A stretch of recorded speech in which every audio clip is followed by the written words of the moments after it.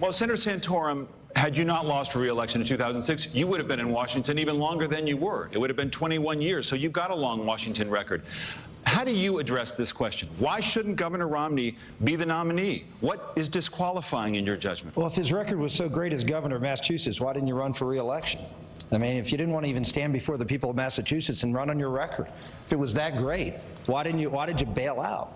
I mean, the bottom line is, I go and fight the fight. If it was that important to the people of Massachusetts that you were going to go and fight for them, at least you could stand up and make the battle that you did a good job. I did that. I ran for re-election a couple of times, and I won a couple of times. And in a 71% Democratic district, when I ran for re-election, I was redistricted. And I was in a 71% Democratic district, had a 90% conservative voting record. It was a hard thing to do. My district was more Democrat than the state of Massachusetts that I ran in. It was the Steel Valley of Pittsburgh. And I stood up and fought for the conservative principles. I didn't do what Governor Romney did in 1994. I was running the same year he ran in 1994. I ran in a tough state of Pennsylvania against an incumbent.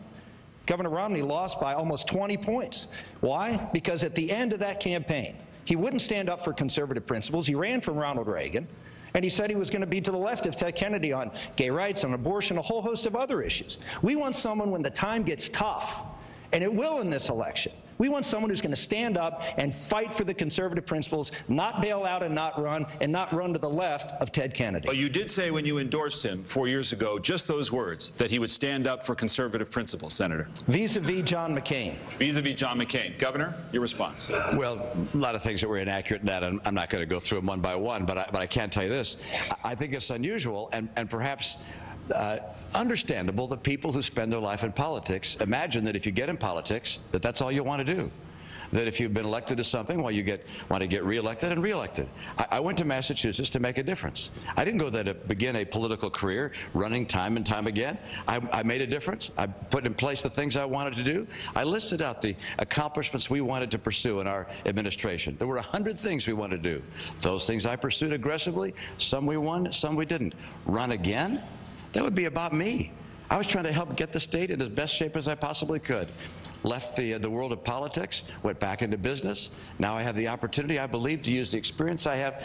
You've got a surprised look at your face. Wait, wait, it's still my time. Are you going to tell people you're not going to run for re-election for president if you win?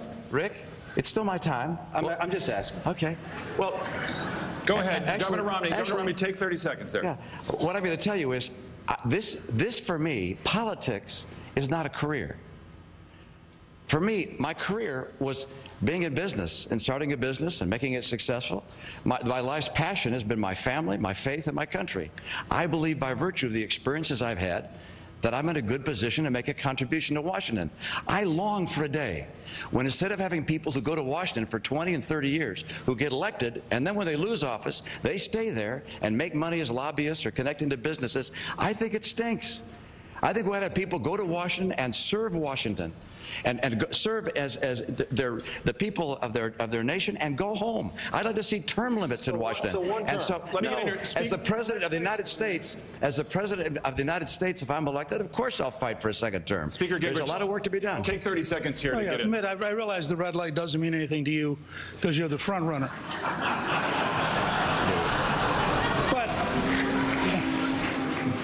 But can we drop a little bit of the pious baloney? The fact is, you ran in '94 and lost. That's why you weren't serving the Senate with Rick Santorum. The fact is, you had a very bad re-election rating. You dropped out of office. You had been out of state for something like 200 days preparing to run for president. You didn't have this interlude of citizenship while you thought about what to do. You were running for president while you were governor. You were going all over the country. You were out of state consistently. You then promptly re-entered politics. You happened to lose to McCain, as you had lost to Kennedy. Now you're back running. You've been running consistently for years and years and years. So this idea that suddenly citizenship showed up in your mind, just level with the American people. You've been running for at least since the 1990s. Governor, please. Mr. Speaker, citizenship has always been on my mind. And I happened to see my dad run for governor when he was 54 years old. He had good advice to me. He said, Mitt, never get involved in politics if you have to win an election to pay a mortgage. If you find yourself in a position when you can serve, well, you ought to have a responsibility to do so if you think you can make a difference. He said, also don't get involved in politics if your kids are still young, because it may turn their heads. I never thought I'd get involved in politics. When I saw Ted Kennedy running virtually unopposed in 1994, a man who I thought by virtue of the policies of the liberal welfare state had created a permanent underclass in America, I said someone's got to run against him. And I happened to have been wise enough to realize I didn't have a ghost of a chance of beating him. This guy from Republican from Massachusetts was not going to beat Ted Kennedy. And I told my partners in my firm, I'll be back in 6 months, don't take my chair. And I went in and gave it a real battle and went after him. I was happy that he had to take a mortgage out on his house to ultimately defeat me. And I'm very proud of the fact that I have stood up as a citizen to battle where I felt it was best for the nation. And we're talking about running for president. I'm in this race because I care about the country. I believe my background and experience will help me be an effective president. Dr. Paul into this.